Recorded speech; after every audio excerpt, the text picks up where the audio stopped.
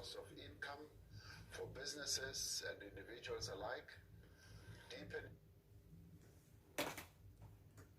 So, Africa government is proposing to spend 500 billion rand to mitigate the effect of coronavirus. Now, we need to know two things. Where will the money come from? First. Secondly, how will the money be spent?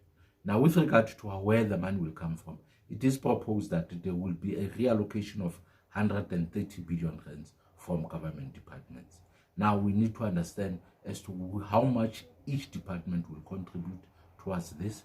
Secondly, which programs are going to be curtailed, so that in future we don't have a situation where government department come back and claim that they are unable to perform essential or critical functions because their budgets were cut. Secondly, the 370 billion rand is going to be sourced from international markets, your BRICS, your IMF, your World Bank, and other institutions. Now we need to exactly understand what will be the agreements which will be entered into with these institutions.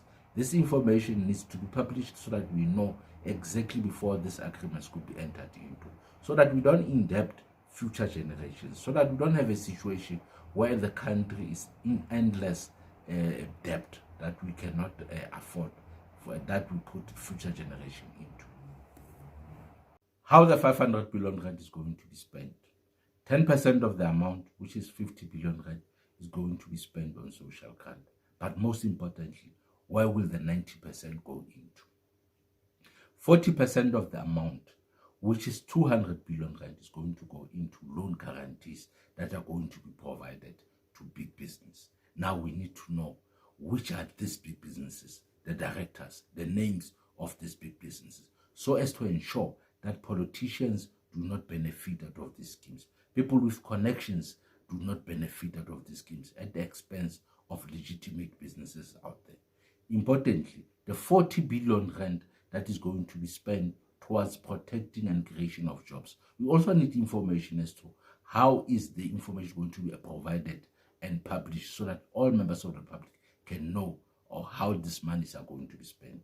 Also, the 20 billion rand that is going to be spent on municipalities, that of which majority are dysfunctional.